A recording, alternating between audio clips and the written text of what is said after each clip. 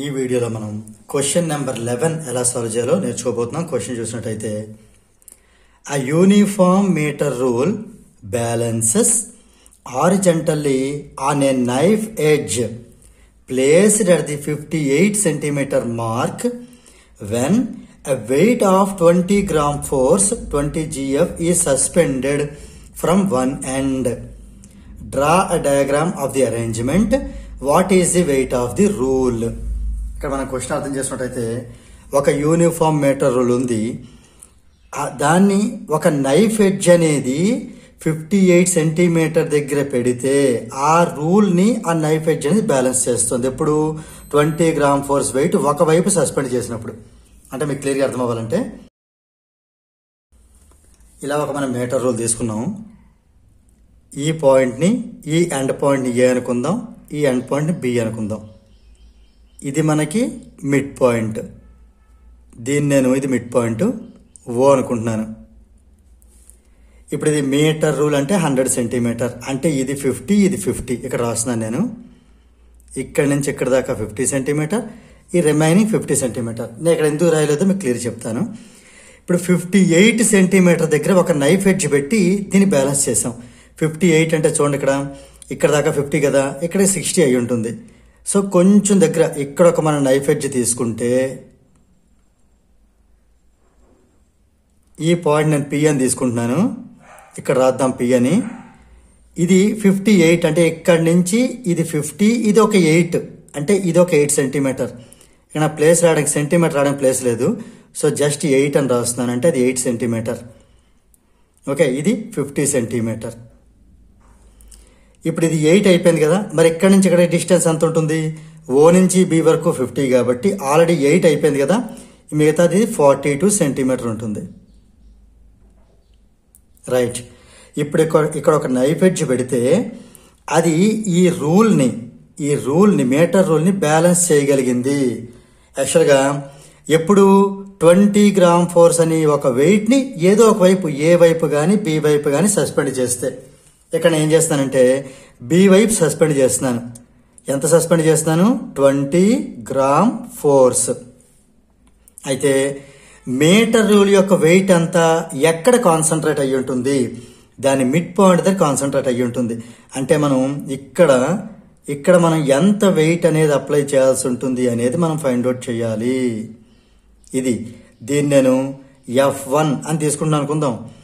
F1 అనేది ఎంత gram force అనేది ఫైండ్ అవుట్ చేయాలి. ఓకే, ఈ F1 కుండే పర్పెండిక్యులర్ డిస్టెన్స్ ఇటు నుంచి ఎంత ఉంది మనకి? ఇది F1, ఇది మనం ఫైండ్ అవుట్ చేయాలి. ఇప్పుడు ఇక్కడ ఈ నైఫ్ పరంగా చూసుకుంటే మనకి ఇటు నుంచి ఇది ఎంత దూరంలో ఉంది అంటే పి అనే పాయింట్ ఓ అనే పాయింట్కి ఎంత దూరంలో ఉంది? 8 సెంటీమీటర్. ఇది డిస్టెన్స్ అండ్ ఇది ఫోర్స్. పి అనే పాయింట్ నుంచి బికి ఇది డిస్టెన్స్, పర్పెండిక్యులర్ డిస్టెన్స్, అండ్ ఇది ఫోర్స్. అంటే ఇక్కడ మనం మూమెంట్ ఆఫ్ ఇది ఇలా తిరిగితే anticlockwise, moment of force anticlockwise is equal to ఇది ఇటు నుంచి ఇలా తిరుగుతుంది కదా, moment of force clockwise చేయాల్సి ఉంటుంది. ఇక్కడ మీకు నేను డీటెయిల్ చెప్తాను చూడండి. Draw a diagram of the arrangement. This is the diagram. So first బిట్లోని draw a diagram of the arrangement అంటే the diagram is as given.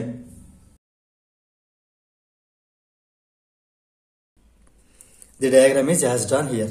ఇప్పుడు సెకండ్ బిట్ ఏంటో చూద్దాం. What is the weight of the rule అంటే ఇక్కడ wait nothing but ఇక్కడ మనం దీన్ని వెయిట్ అనుకోవచ్చు, లేదంటే దాన్ని అప్లై అయ్యే ఫోర్స్ అనుకోవచ్చు. గ్రామ్ ఫోర్స్లో ఉండేది వెయిట్గా తీసుకోవచ్చు, ఫోర్స్గా కూడా తీసుకోవచ్చు. సో దీన్ని సపోజ్ వెయిట్ అనుకుందాం. ఫర్ ఎగ్జాంపుల్ వెయిట్ అంటే W1 అని తీసుకున్నాను. వెయిట్ అని మెన్షన్ చేశారు కాబట్టి క్వశ్చన్లో, అప్పుడు ఇది వెయిట్ 2 అవుతుంది, W2. ఓకే, ఈ డిస్టెన్స్ ఇది R1 అనుకుంటున్నాను 8 సెంటీమీటర్, ఇది R2 అవుతుంది 42 సెంటీమీటర్. సో ఇక్కడ నేను మెన్షన్ చేయబోతున్నాను. See here weight of the rule find out చేస్తాను నేను. So weight is concentrated at the mid point, that is at O. Mid point ఎవరు? ఓ. ఈ వెయిట్ అంతా మొత్తం ఓ దగ్గర ఉండడం జరుగుతుంది. ఎవరి weight? Rule weight. Okay, right.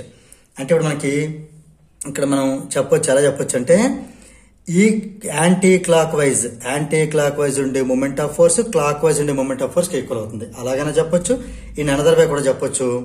దీన్ని ఏమంటామంటే ఈక్విలిబ్రియం, ప్రిన్సిపల్ ఆఫ్ ఈక్విలిబ్రియం అంటాం. అంటే అలా చెప్తే weight into distance equal to this weight into this distance అలా కూడా చెప్పొచ్చు.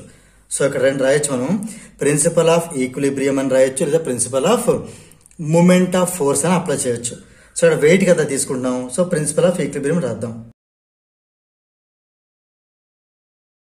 ఈక్విలిబ్రియం ఏం చెప్తుందంటే, ఈ నైఫ్ అనే పాయింట్ మీద ఉంది కదా, ఇక్కడి నుంచి ఉండే వెయిట్ దాని పర్పెండిక్యులర్ డిస్టెన్స్,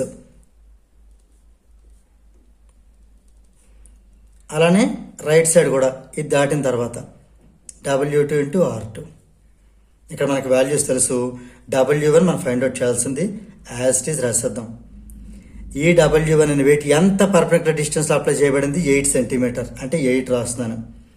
ఇంకా W2 20 GF ఇంటూ అదంత డిస్టెన్స్ ఎక్కడి నుంచి 42 సెంటీమీటర్. రైట్, మనకి టార్గెట్ ఏంటంటే W1 ఫైండ్ అవుట్ చేయడమే. W1 కావాలంటే 20 ఇంటూ 42/8. ఇది 4 టేబుల్ చూసుకుంటే 4 2s are 4 5s are, ఇది 2 1s are 2 21s are, అంటే 5 ఇంటూ 21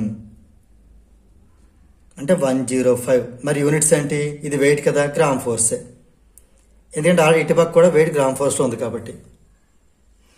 సో ఇక్కడ మనం ఏం చెప్పొచ్చు అంటే, దేర్ ఫోర్ W1 అంటే ఏంటి, wait of the rule is 105 gram force. దీంతో మనకి ఈ క్వశ్చన్ నెంబర్ 11 అనేది కంప్లీట్ అయింది. ఇక్కడ మీకు ఒక విషయం నేను చెప్పదలుచుకుంటున్నాను. ఈ 20 గ్రామ్ ఫోర్స్ అనేది ఎక్కడ సస్పెండ్ అయింది, 1 ఎండ్ అన్నారు. మరి బి దగ్గర ఎందుకు తీసుకోవాలి, ఏ దగ్గర తీసుకోవచ్చు కదా అంటే, దీనికి నేను చెప్పే రీజన్ చాలా జాగ్రత్తగా అర్థం చేసుకోండి. మీటర్ రూల్ యొక్క మిడ్ పాయింట్ అనేది ఆల్రెడీ 50 సెంటీమీటర్ దగ్గర ఆల్రెడీ అది కాన్సన్ట్రేట్ అయి ఉంటుంది. మనకి ఇచ్చిన డిస్టెన్స్ చూస్తే నైఫ్ అనేది ఎక్కడ పెట్టబడింది, 58 దగ్గర పెట్టడం జరిగింది. అంటే మిడ్ పాయింట్ దాటేక నైఫ్ పొజిషన్ ఇచ్చినప్పుడు, మిడ్ పాయింట్ దాటేక నైఫ్ పొజిషన్ ఇస్తే మనం ఎలాగో మీటర్ స్కేల్ వెయిట్ ఇటే ఉంటుంది కాబట్టి లెఫ్ట్ సైడ్ మనం ఫైండ్ అవుట్ చేయాలి అంటే మనం సస్పెండ్ చేయాల్సిన వెయిట్ రైట్ సైడ్ పెట్టాలి. అర్థమవుతుంది కదా. అదే కనుక మరి ఇటుపక్క వెయిట్ పెట్టాలి అంటే కనుక 58 ఇవ్వకూడదు, 50 కంటే తక్కువ ఇస్తే, 50 కంటే తక్కువ అంటే 0 నుంచి 50 వరకు అంతా ఇవ్వచ్చు, ఒక 48 ఇవ్వచ్చు, 42 ఇవ్వచ్చు. అప్పుడు మనకి నైఫ్ అనేది ఈట్ వస్తుంది. ఈట్ వచ్చినప్పుడు మనం ఇది కంపల్సరీ బ్యాలెన్స్ అవ్వాలంటే మిడ్ పాయింట్ ఇటు ఉంటుంది కాబట్టి ఇటు మనం ఫైండ్ అవుట్ చేయాలి. రైట్, ఇటు ఫైండ్ అవుట్ చేయాలంటే మనం తీసుకుని పోయేటప్పుడు ఇటు తీసుకుంటాం. ఒకసారి జాగ్రత్తగా మీరు ఇంకొకసారి పాయింట్ జాగ్రత్తగా మీకు అర్థమవుతుంది. 15 దాటి ఒకవేళ ఈ నైఫ్ పొజిషన్ ఇస్తే మనం 15 దాటిపోయింది కాబట్టి మనం ఇటుపక్క వెయిట్ ఫైండ్ అవుట్ చేయాల్సి ఉంటుంది కాబట్టి దాని ఆపోజిట్ ఇటు వెయిట్ మనం తీసుకోవాలి.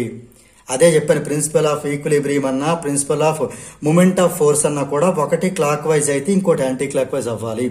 అప్పుడు మనం 58 అని 15 క్రాస్ అయింది కదా, అంటే మనం 50 దగ్గర వెయిట్ ఫైండ్ అవుట్ చేయాలి. అప్పటికే మనకి ఇచ్చిన పాయింట్ 15 క్రాస్ అయింది కాబట్టి మనం రైట్ సైడ్ తీసుకోవాల్సి ఉంటుంది. అదే కనుక 50 లోపిస్తే ఈ నైఫ్ అనేది ఎటు ఉంటుంది, మనం right side value find out చేయాలి. అప్పుడు మనకి ఇచ్చిన వెయిట్ లెఫ్ట్ సైడ్ తీసుకోవాలి. సో ఇది ఇందులో మనం జాగ్రత్తగా అబ్జర్వ్ చేయాల్సినటువంటి ఒక ఇంపార్టెంట్ విషయం. సో దీంతో మనకి క్వశ్చన్ నెంబర్ 11 అనేది కంప్లీట్ అయింది.